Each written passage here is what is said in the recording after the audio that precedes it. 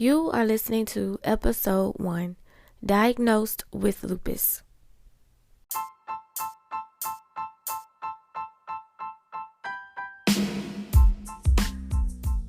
This is Lupus Speaks Podcast, talks all things beyond the medicine, and I'm your host, Shedrica Holmes.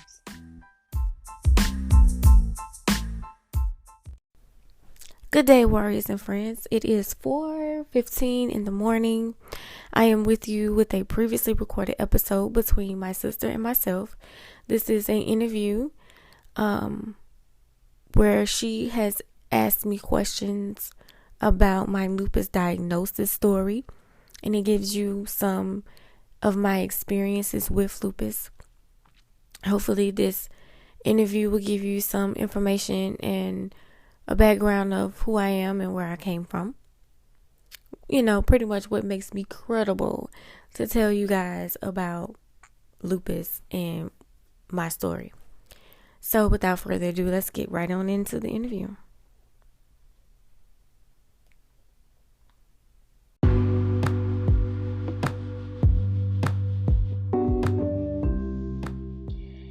Anything that I share on this particular show is from my experiences and my experiences only. I am not a healthcare professional or a licensed therapist. So if you are seeking to make any changes, I recommend you speaking to your doctor first.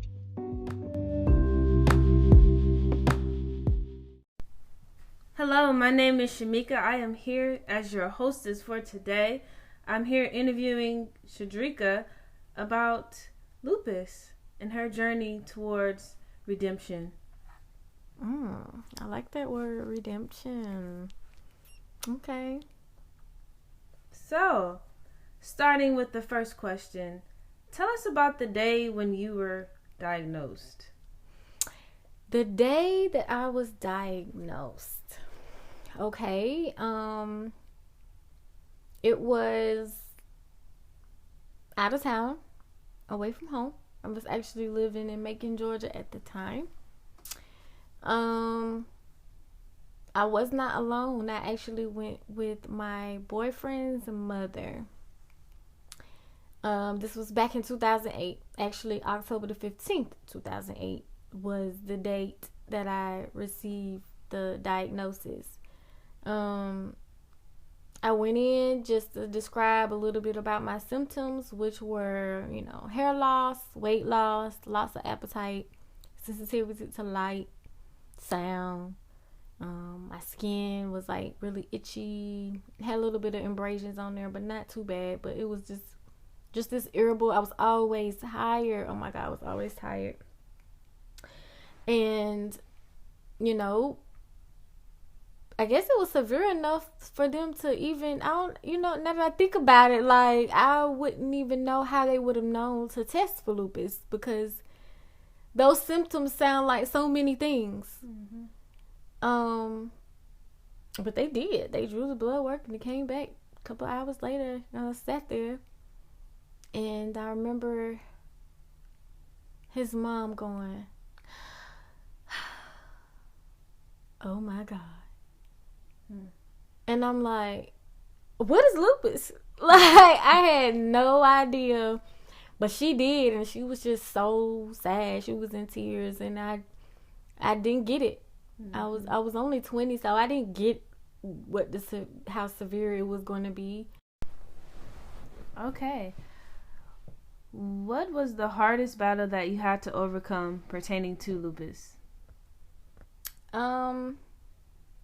I've had a couple of flares, if that's what you want to call it. But I guess the toughest one was when I had tonsillitis. It feels like you're swallowing glass, so I wouldn't eat.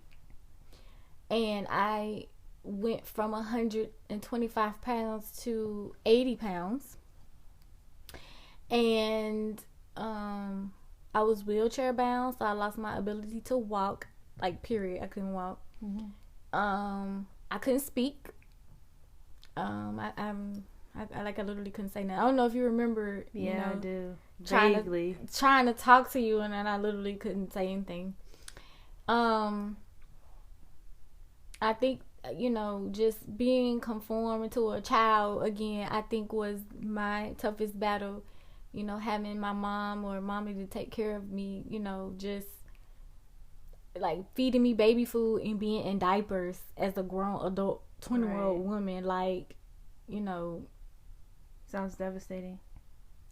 It was, because everybody at 21 is living their life in college and they're, figuring things out about themselves, and I'm angry, mad at God, trying to figure out what I do to deserve this terrible thing that's happening to me. I didn't want to be here no more, that's for sure. I was in so much pain. So, yeah, it was a lot going on, and that was tough, because I think everything I thought was just suicidal thoughts. I mean, I just want the pain to stop. And then it got to the point where I was having seizures, too. So, not only can I not control my abilities, I couldn't even control my body. Mm-hmm. Like, it was just seized out. Right. So I was in and out of the hospital a lot. So that was the hardest thing. That was tough. That was tough. I could share about the last flare, which was more so in the skin. Both of them were really, really tough, but I feel like the first one was more severe. Because it's like that first initial, okay, wow, I have lupus and it's very bad. Yeah, like it was like, okay, well, that's when I took it seriously. That's when I knew. That's when you was like, oh, this is lupus. Okay, this is lupus. Right. This real. This ain't no joke. Like, what? This ain't just, okay, my head hurt and I don't feel good. My joints hurt. This is like disabling. Right. Absolutely. I can only imagine. Yeah. So when you have those disabling moments or just hard days, what are some other, like, do you have, like, doubts, like, about your abilities during those kind of moments? I used to have doubts, because, you're afraid to do anything to put you back in that place. So you're afraid to ride on the roller coaster because you don't want to have a seizure. Or you're afraid to fall because I don't want to break my hip because of the healing process. I'm afraid of...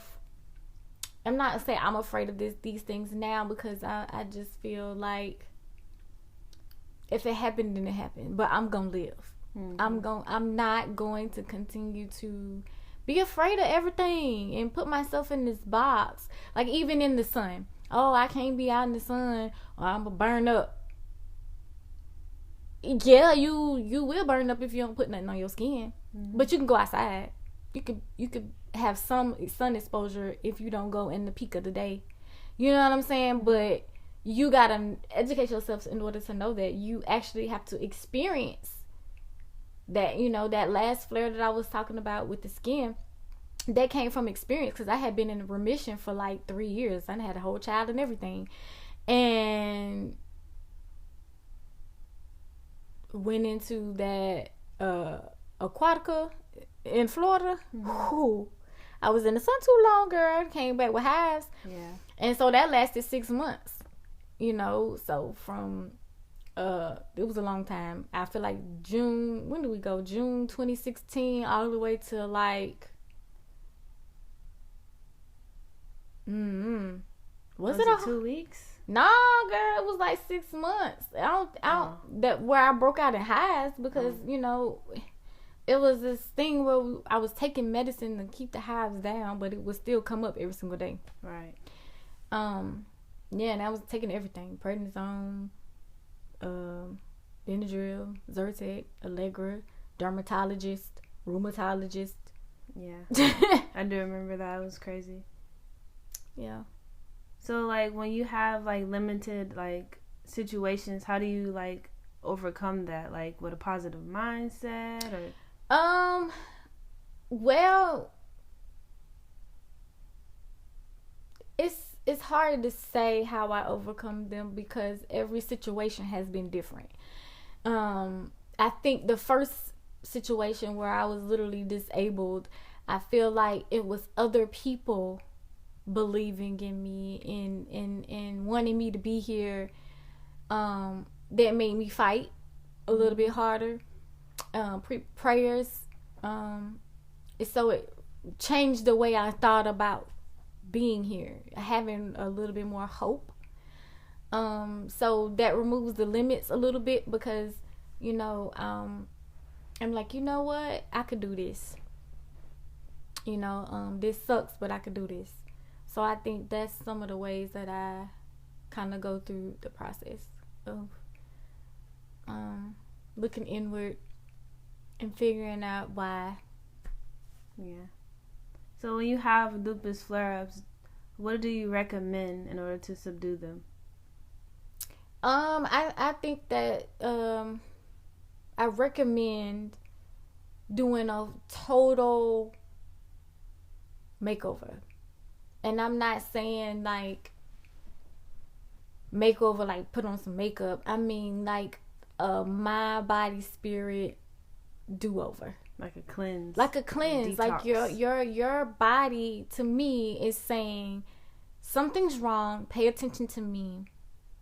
And that doesn't mean, and that's just the outside, but it's also in the inside because, lupus is knownly calls for stress, and that's a trigger for the flares.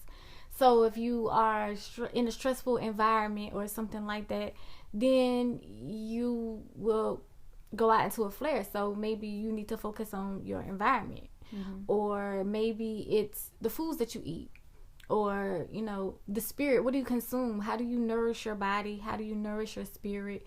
How do you protect your energy? All those things I feel are ways that I recommend. Yeah. Okay. Yeah. Cool. So what is your biggest fear about being a loopy? I mean, hands down, my biggest fear is, losing my disability. Just because not everyone gets that. Nobody really gets free healthcare. Right.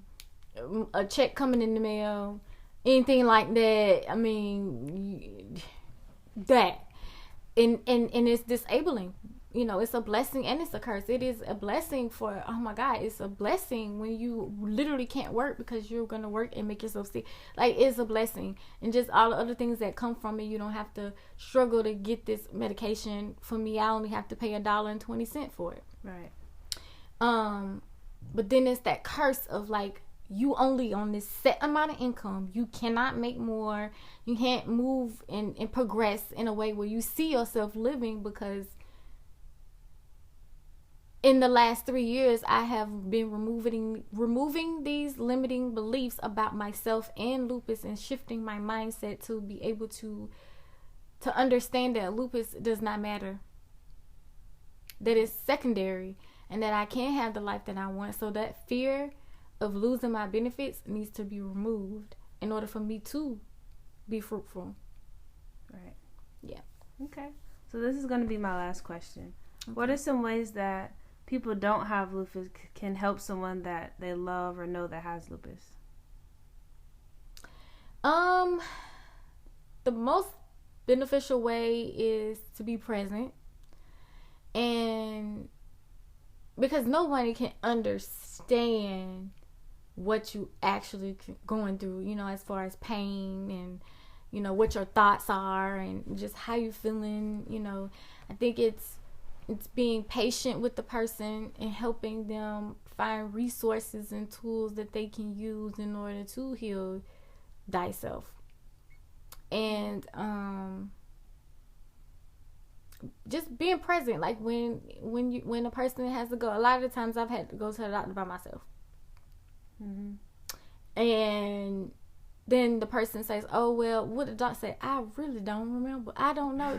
Like, there's so much stuff that they telling me. I tuned out at a certain point. So be present. And then I won't have to try to remember for you. Right. Things like that. I mean, it's so many more ways to go about it, but I think that more so than anything is to educate themselves, get the information, be hands-on. Don't and I know it's hard for a person to be a caretaker or a caregiver over somebody that they love to see suffering, but do the best that you can do. Right. And whatever you don't know, find out. Cool. Okay. Ooh, I have a bonus question. What is the purpose of this podcast? The purpose of this particular podcast is just because I'm already working on 2 of them, so let me put that out there. But this one is just an overview or outlook of what I saw, what I experienced, what I've learned, mainly through the healing part of it all. In that, like what I said before, I mentioned before, lupus is secondary. That we all gonna have other things that happen to us or we go through or that we have to heal from and learn from, and lupus is just not the only thing. And I just want to be able to break down the tools that I've used, the resources that I've found, to be very, very helpful, such as exercise and yoga and planning, using a planner. That is like the main drive for finding a purpose. Right. You know, taking this particular situation, find a blessing and the lesson and the testimony in this whole thing, and go with it. And it came from using a planner, like a physical planner, writing stuff down and journaling. So yeah, that's what I want to talk about. I want to shed light on finding a positive way to look at it. I know it's very tough to find a positive outlook on something that feels horrible, but life is literally what you make it. It is, and how you perceive it is how you speak on it. You know, what you think about it, all that is going to be what it is. So that's pretty much what it's about. Just bringing on guests to, you know, share the same views that I have when it comes to these things and these resources. Or different views. Even a different view. Because, again, I don't know everything. I'm still discovering what it all means to be an advocate for lupus and what it means to be a foundation and an organization and build this community. Because in a sense, I'm set apart. I don't think that I'm the same, and that's a whole nother topic for another day. Right. That's like religious beliefs, but you know, at the same time, that's what it's all about. So yeah. So any last final things that you want to say? Let's just build a community, guys. Let's be the sisterhood and the support. Let's live out loud. You know, I think that it's totally freeing to have a support system. You know, people that believe in you, people who support you and are like you and can understand. So let's just help me build this community. That's the last thing. I just feel like it would be awesome. I have a lot of ideas that I want to put out there and I want to see happen, but I feel like this is the first step. The community, the healing. Yeah. Takes a community. Absolutely. Well, that wraps it up. Again, I am your host, Shamika, and it was lovely doing this interview with you. Oh, yes. Thank you so much, sister. Bye. Bye. Thank you for listening. If you enjoyed this episode, please share with your family and your friends. And if you haven't already, go on over to Facebook and Instagram and follow me at Lupus Speaks. For show notes and more information, please go over to www.lupusspeaks.org.